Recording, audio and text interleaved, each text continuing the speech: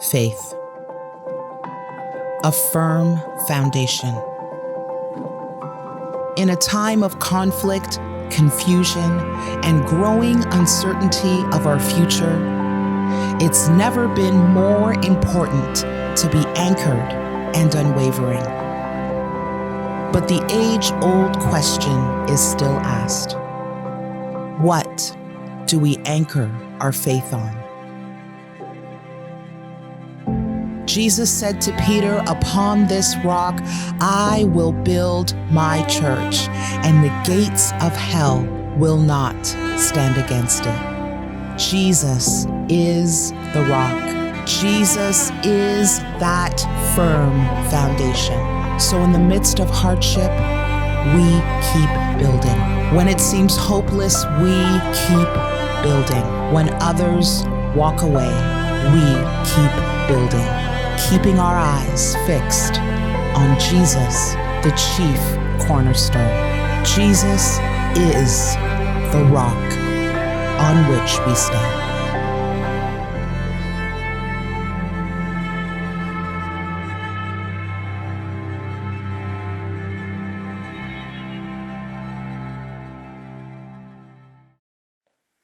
Hey, Sanctus Church, good morning. So glad that you're joining us either for the first time or all over again, whether you're at one of our physical locations today or you're watching on the online site, or maybe you're watching this on demand or on a podcast. You may be watching this in Toronto or across Canada, somewhere in North America, maybe South America. You might be joining from Australia, Rwanda. We have people from all around the world joining us. No matter who you are, where your background's from, where you are on a faith journey, you're really welcome. Okay, this is week 7 in an extended series where we as a local church have been slowing down to walk through unbelief, skepticism, doubt, deconstruction, reconstruction, and the Christian faith. And the goal has always been finding those needed signposts, either to start the journey, to do the journey well, to keep going the journey, making sure not to shipwreck or break in the middle of the journey, and also help others do the same. So I want to dive in where we were last week. And remember, we were wrestling down, did Jesus actually live? And did he actually die? And did he actually physically rise from the dead? In other words, is this the greatest misunderstanding in history? Worst form of that old school thing called broken telephone? Is this wishful thinking? Or is this actually like conspiracy? Is there proof for any of this? And let me again start where I did last week when I said these words.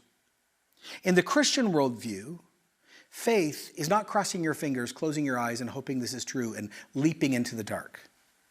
Faith means informed, factual trust. In other words, you need experience and you need facts to find truth. See, some of you who are joining us and some of you who belong to the Christian faith, what's really at the heart of your suspicion is this is like Instagram, where you know how you do this. If you're on IG, you do this all the time. You've got your favorite meal in front of you, or you're trying to get a family photo, or you're in some vacation place, if you're still doing that or starting that again, and you take 4.5 million photos, right? And you choose one, the perfect one that reflects what you want. It's curated to give off the best thing, and you get rid of or ignore all the other broken things, or the not so nice things, or the misshapen things. And a lot of people are like, maybe I think something's going on in the Christian faith, but we think you've curated it so we only see the good thing, not the broken thing, the fake thing, or what are you hiding? Actually, some of you think it's worse than that. Some of you think, I'll use like a 2022 example, this is like a big deep fake project. I don't even know who Tom Cruise is anymore. I go online and I'm like, is it him? Or someone else just taking his face, and how do you even know what's true anymore? So let's go back to the foundation, the core, the epicenter of the Christian faith. The belief that Jesus physically rose from the dead. And if the physical resurrection of Jesus is true, then everything changes. And if it's not, it doesn't matter. See, this is a big if. Now, this week is built on last week, and of course, these 2 weeks connect to all the weeks before. Last week, we looked at history. And we asked some questions like, well, what's the difference between science and history? And is history accessible? And what's the rules of accessing history? And can we use those historic criteria to know, did Jesus exist? Can the Bible be trusted as a historical document? Are there other people outside of the Bible that even verify what we find in the Bible? Is there any reputable leader or historian or philosopher that says, yeah, that stuff happened? Was there anyone who was not a Christian who said, yeah, Jesus existed. Yep, Jesus was around. Yep, Jesus was killed on a cross. Yeah, he was even buried. Okay, that was last week. Today, we're going to look at some of the biggest conspiracy theories surrounding Jesus' life, death, resurrection, and his empty tomb. See, some of you are going, okay, sure. Yeah, Jesus existed. I'm in. Or he lived. I'll give you that. Or maybe he did some really weird, spiritual, crazy stuff. And maybe he died. And actually, maybe I'll even admit there was an empty tomb. But it's not empty because Jesus rose from the dead. I mean, it's so obvious something else happened. And if you go to the internet, because everything on the internet is true, right, everyone? You will read many, many people say this.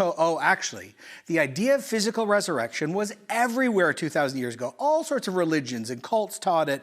And so the claim that Jesus rose from the dead really was just Christians like stealing, hijacking, and borrowing an idea that everyone else believed, and they used it to their own advantage. And everyone back then is stupid anyways. They didn't know the difference, and they all just got sucked in. So theory one, belief that the physical resurrection was everywhere and believed by most people. Answer, not even close. Read scholars, read historians. When Christians started to claim Jesus' physical resurrection, it was absolutely, undeniably unprecedented. Period. Pagans, by the way, did not believe in physical resurrection at all. Greeks and Romans, in their thinking, in their mythology, it is not full of physical resurrection ideas or physical resurrection beliefs. In the most recent and massive, the largest study probably on pagan thinking and physical resurrection, N.T. Wright in his book, The Resurrection and the Son of God, concludes this. Lean in. Christianity was born into a world where its central claim was known to be a lie, false. Many believed the dead were non-existent, and outside of the Jewish faith, nobody believed in resurrection. Some Greeks or Romans believed in afterlife, in Hades or bliss, but they weren't coming back. And actually, most, if not all people, if they believed in an afterlife, some thought it was just done, they didn't want to come back. See, we got to get our heads wrapped around this. For the great golden age of Roman and Greek thinking for 1,000+ years, they actually taught that the physical side of us was bad. It was a prison. It was temporary. The true you, the real you, the essence of you is your spirit.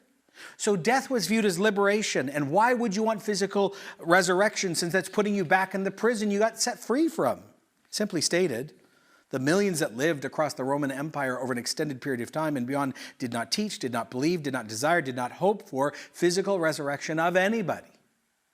Think about it. Acts 17, Paul goes to the center of Greek philosophy in his day. He goes to Athens, to a place called Mars Hill. It's a small sort of bald hill right across from the Acropolis. If you go to Athens today, you still can see Mars Hill. And he preached on the physical resurrection of Jesus. And what was the response from the Greek philosophers sitting in his day? They said, oh yeah, we know about resurrection. You're just using our old myths, or we've heard about this in Babylonian literature, and you're just No.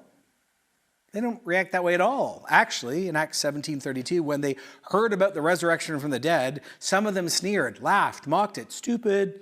And others said, we want to hear more of you on the subject. No one said, that's an old idea. You're recycling. They mocked it or were interested, but it was new.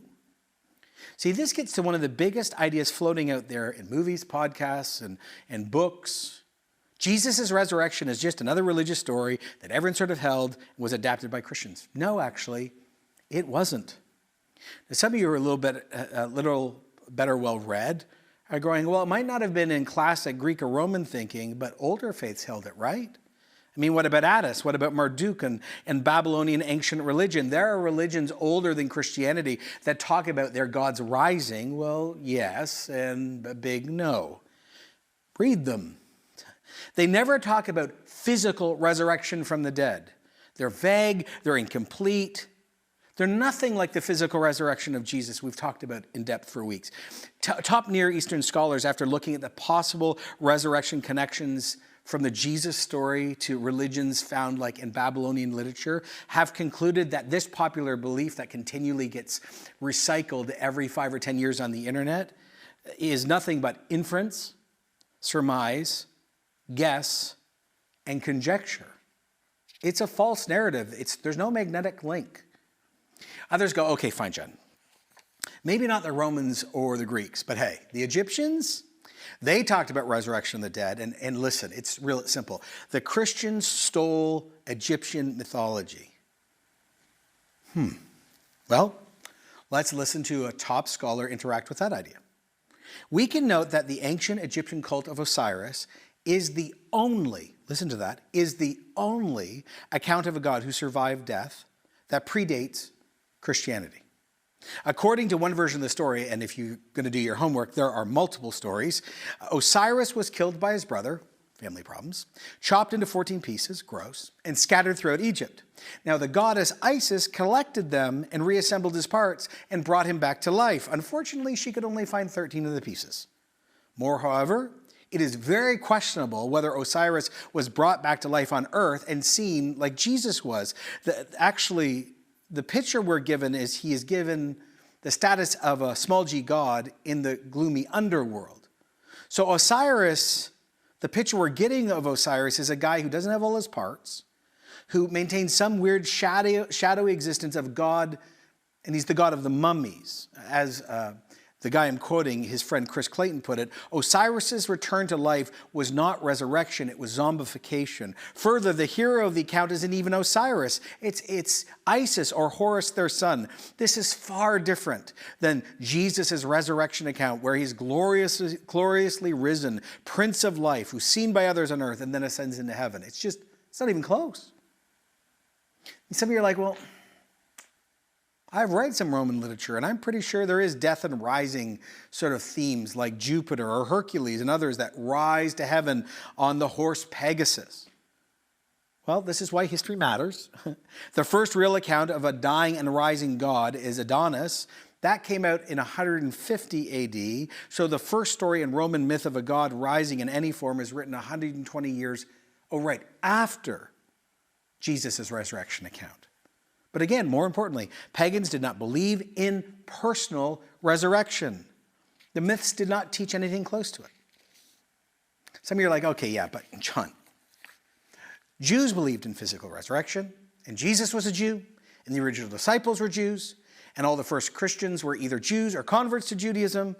So when they said that Jesus physically rose from the dead, of course, they're going to accept it with no scrutiny at all, because that's a Jewish thing, and they're all Jewish, and they're all in. Not even close to being true.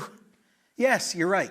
Jews are the only ones 2,000 years ago that believed that all people would be physically risen from the dead. And they didn't view, by the way, the body as some trap.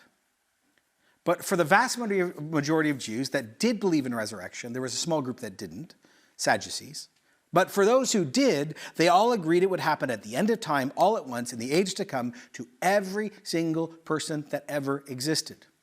So when a small group of ragtag Jews start preaching in Jerusalem that only one guy was risen from the dead, and the general resurrection hasn't happened yet, and the world's still in pain and sin and death is around, and the Romans are still in charge, and no one set the Jews free, it violates 1,000 years of Jewish understanding. Jon, give it to me simple. Okay. The idea of one person physically rising from the dead before the end of time does not exist in Jewish thinking anywhere. Again, that's why N.T. Wright, that British eminent scholar, said that is why, as a historian, I cannot explain the rise of early Christianity unless Jesus rose from the dead, leaving an empty tomb behind him.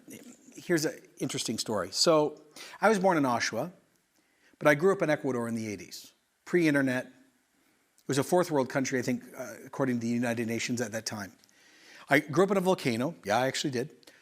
In a large city called Quito, and there was a lot less oxygen, probably up to 40%. Some of you are like, oh, that explains a lot about you, thanks. But it's interesting, when we wanted to light a fire inside our home, this is what we do. We go to the fireplace, we'd pile in the wood, right, the newspaper, and we would douse all of it in kerosene with gas and light it in our house. And it'd be like, poof, and start a little fire. Because there was such less oxygen in the room, it wasn't a threat. Now, if I went home today and pulled out a bunch of wood and newspaper in my fireplaces in my home, just outside of Toronto, and doused them with gas and lit them, what would happen? Anyone? That's right, 911, John's dead, the house is burning down, explosion. Here's the crazy thing, if you're not making all the connections yet.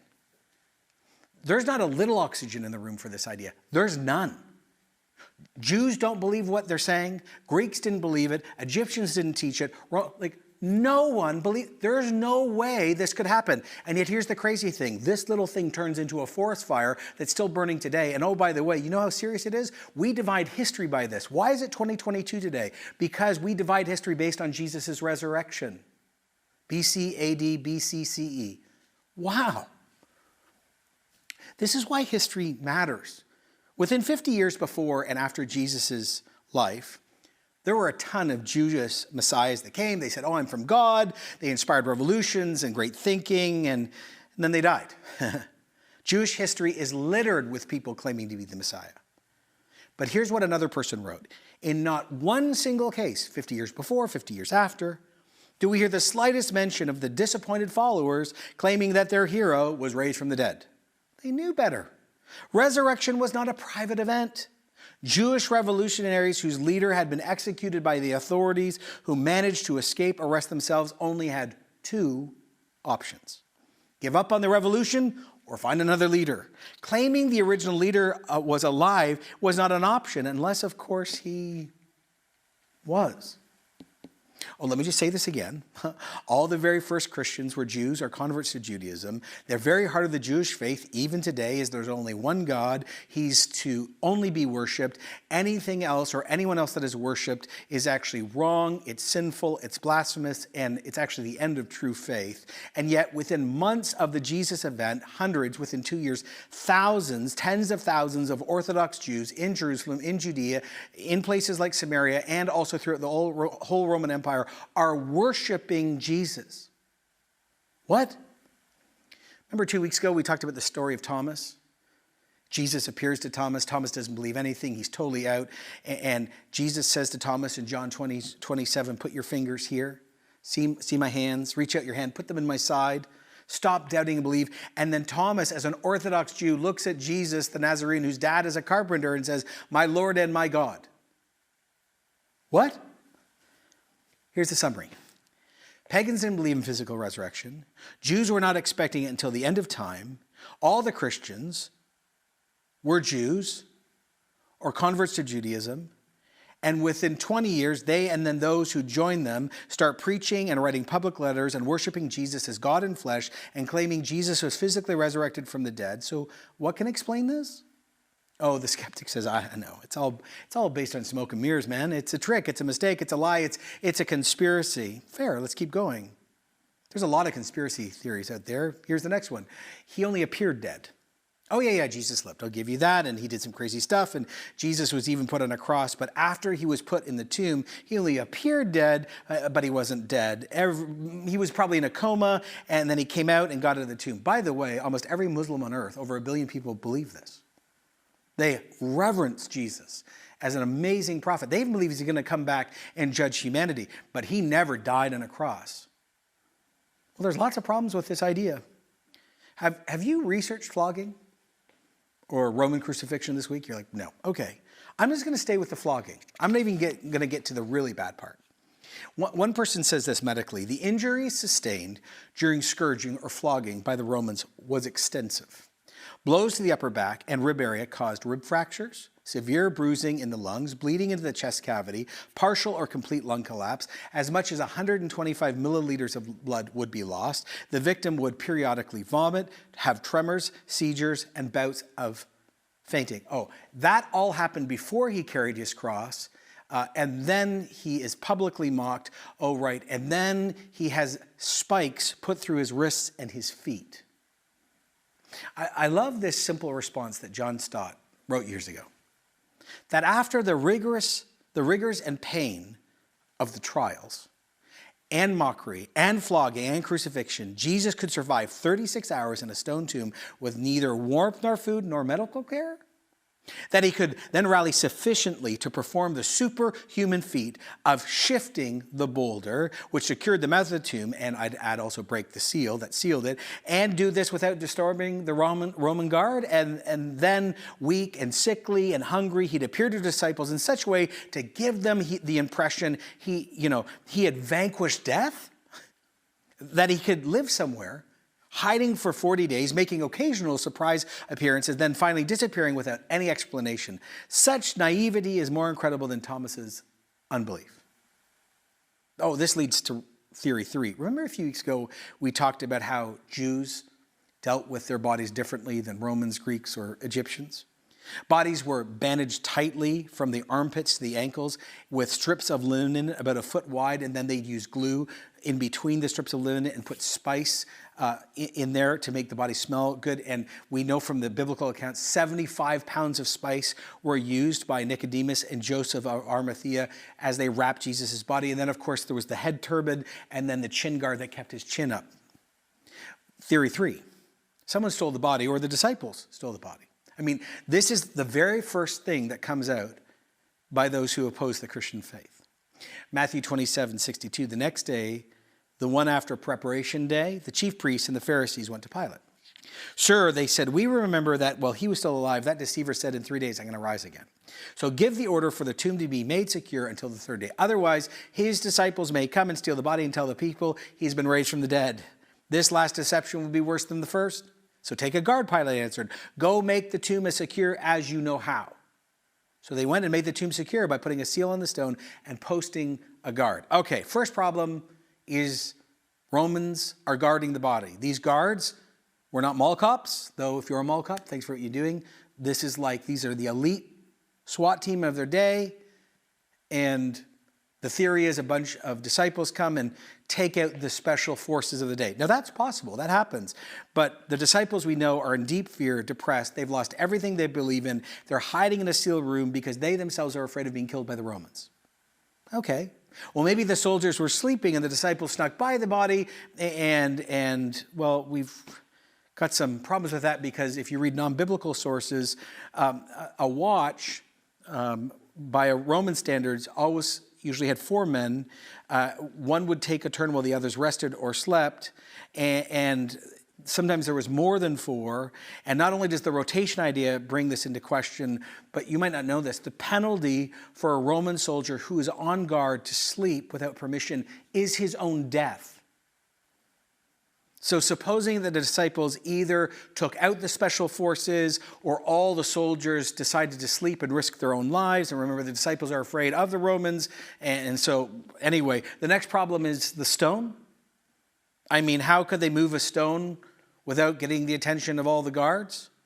And by the way, the average weight of the stone is between 1,000 and 4,000 pounds. And you had to break the seal.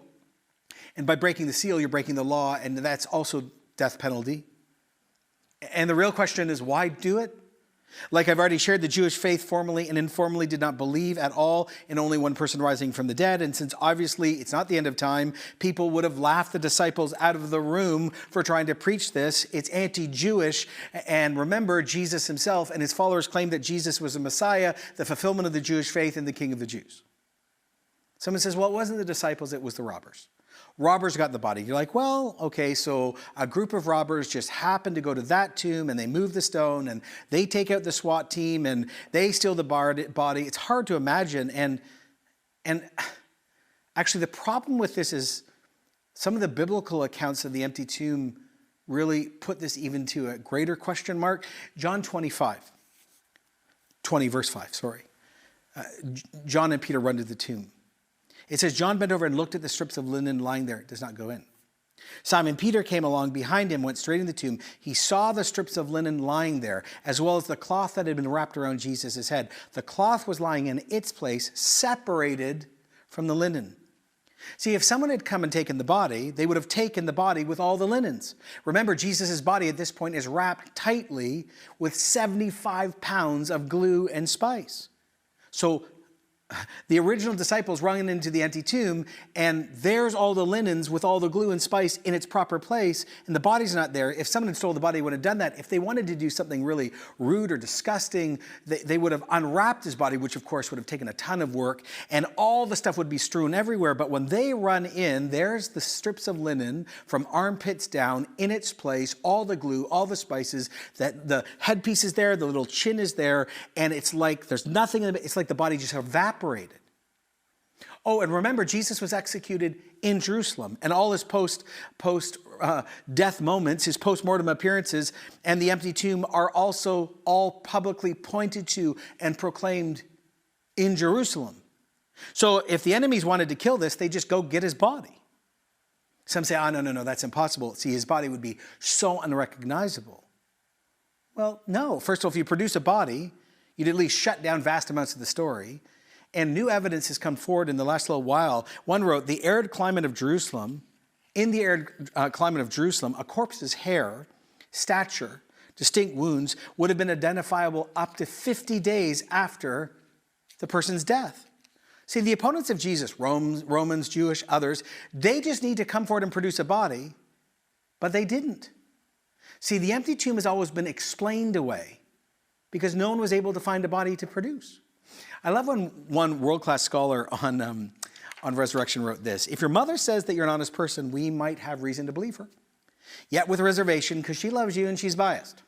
However, if someone hates you admits that you're an honest person, we might have a stronger reason to believe what is being asserted since potential bias does not exist. So the empty tomb is attested not only by Christian sources. Jesus' enemies admit it as well. Hence, we're not employing an argument from silence. Rather than point to an occupied tomb, the early critics accuse Jesus' disciples of stealing the body. There would have been no need for an attempt to account for a missing body if the body was still in the tomb. When a boy tells his teacher, "My dog ate my homework," this is an admission his homework is unavailable for assessment. Likewise, the earliest Jewish claims reporting Jesus' resurrection was to accuse the disciples of stealing the body, an indirect admission the body's unavailable for public display. This is so important, the only early opposing theory we know that was offered by Jesus' enemies. Next theory. They just went to the wrong tomb, guys. This is just easy. Hey Siri, where's Jesus' tomb? And Siri, by mistake, took you to Port Perry, and he was supposed to take you to Port Hope. You went into Google Maps, and Google Maps screwed up again, and you ended up in the middle of nowhere. No. One wrote, no sources supporting the wrong tomb theory exist.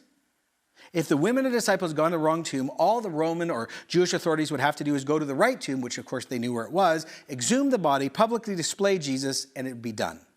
Not a single critic is recorded to have even thought of this explanation for the resurrection in the first 2 centuries of Christianity. The evidence suggests that the tomb's location was known because a well-known man named Joseph of Arimathea buried Jesus in his own tomb.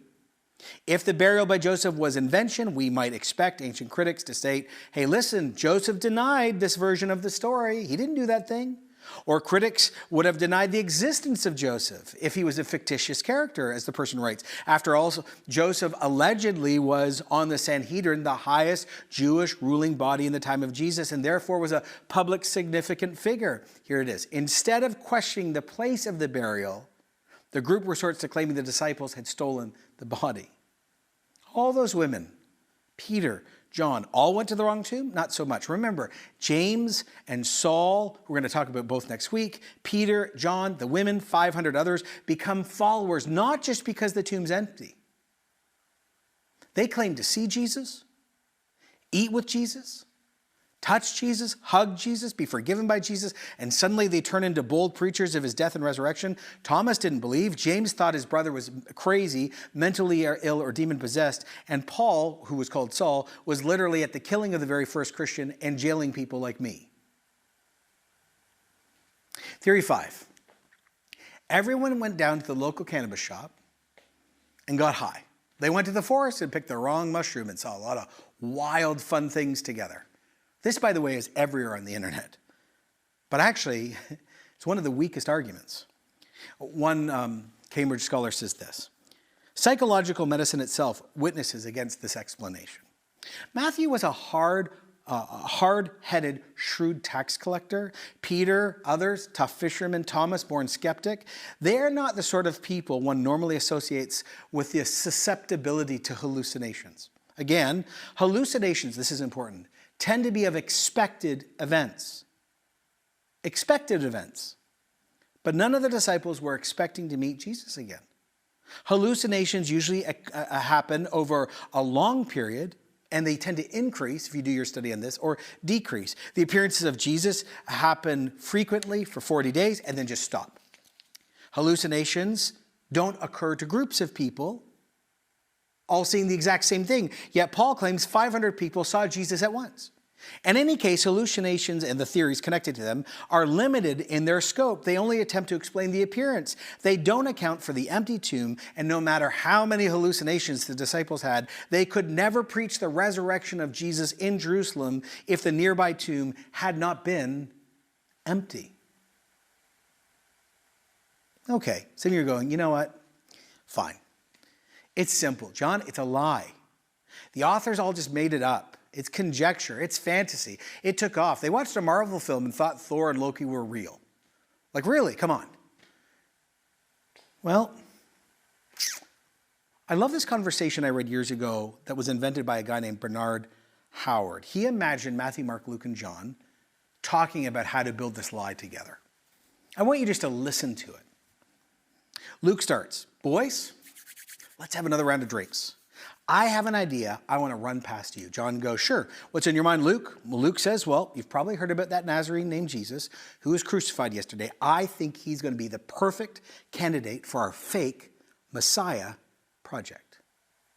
Mark says, wouldn't have any problem. He's dead.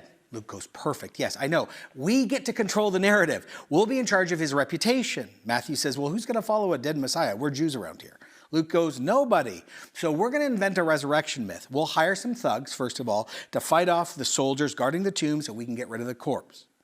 John says, yeah, but a missing corpse is not the same as resurrection. Yeah. And Luke says, I know you're right.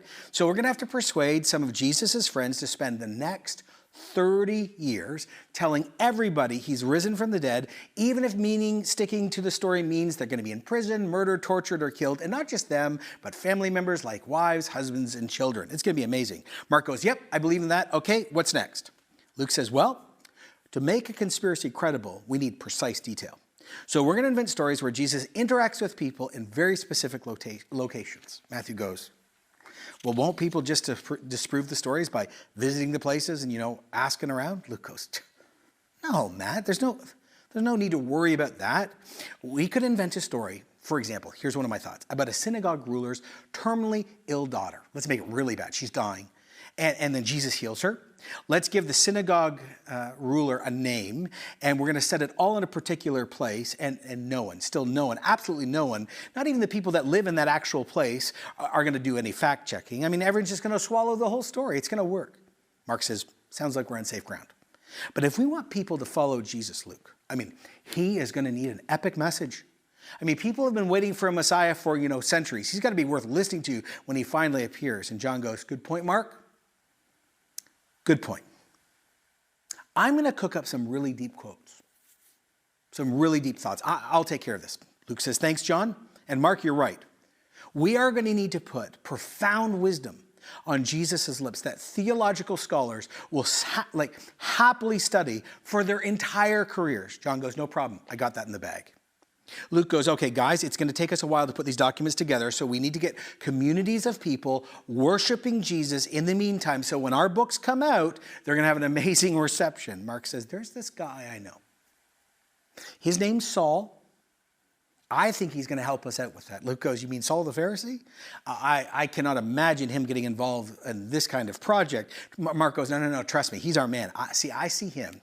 This is going to be amazing. Leaving behind everything he's been trained to do and planting congregation of Jesus worshipers across the whole Roman Empire and whatever it costs him personally, beatings and shipwrecks and all that here, and he'll die for it. Matthew goes, that's awesome. But Luke, can you remind me what's the point of all of this? I mean, what do we get out of all of this, Lucas? Come on, Matt. It's going to be so much fun.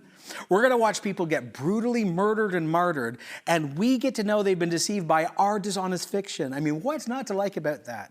John says, I agree with Luke. It is definitely worth years of efforts on our part. You can count me in. Mark says, yeah, I'm in. Matthew goes, yeah, I have a condition. I'll do it with you, but my name has to come first in the promotional material. Luke goes, deal. Let's get to work. For some of you, you are genuine followers of Jesus. You might be struggling or doing well, but you are committed. And I just want to say to you, your faith is informed trust. It's real. It's based on a real person. He's for you. He's with you. He's alive. What he's done in your life is real. It's not smoke and mirrors. You didn't just cross your fingers. It's real. Be encouraged. Keep going. No matter what the culture says, no matter what's floating in the internet, it's true. Some of you who are really wrestling, really struggling, maybe grew up in the Christian faith and aren't sure anymore, or trying, I just want to say to you, slow down. Really listen to what people are saying. Really do your homework, because the more that you study and the more that you understand, and the more you understand when the Gospels were written and what was at stake, the more you begin to realize that this is true. And some of you, skeptical, unbelieving, doubting, wanting to believe and can't, all different ways. I just want to say to you, look, I hope what you're beginning to see here is this is not smoke and mirrors. This is smoke. Where there's smoke, there's fire. This isn't redirect. This isn't a deep fake project or an Instagram redo. There's a lot of smoke. Jesus is the most influential person in history. Over 2 billion people worship him today. Like, there's a lot of smoke, but where there's smoke, there actually is real fire. And next week, we're going to take some time to walk even further on why this shouldn't happen. We're going to talk about the role of women in society. We're going to talk about James, Jesus' half-brother. We're going to talk about Saul, who became Paul. And then we're going to even talk a little bit about Jesus' own claims. And when you pair his claims, which are audacious and crazy and wild, with his character, that even leads stronger to the idea that Jesus is who he claimed and what happened to him is true.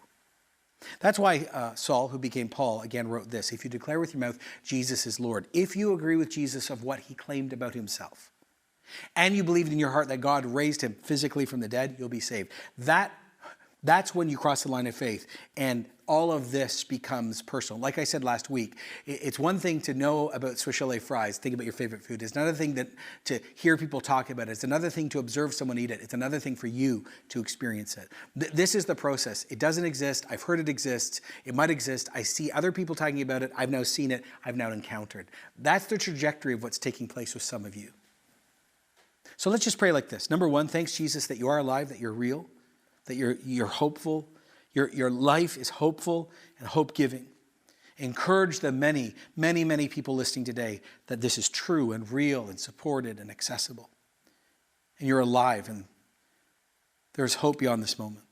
And for others, Lord, who are struggling and wrestling and aren't sure, cut through their doubt and cut through some of their deconstruction and begin to reconstruct and build back into this thing. You, into Jesus. Begin to repair what's right, what's beautiful, what's biblical. And for other people who are doubting or skeptical or don't believe or want to believe, would you not only help them wrestle out the facts, would you also open their minds? Because you know what, God, you know this about us. We need you to even help us intellectually engage with the facts to move into trust and relationship. Help people across that line when they can't even do it. Yeah, we look forward to what you're going to do over the next 7 days in our life. Whether this is happening now or in years from now, someone's listening to this in those 7 days, and what's going to happen next week and the week after. Thanks for this in Jesus' name. And we all said, amen. Look forward to seeing you next week as we continue to wrestle well through this really significant conversation. See you next week.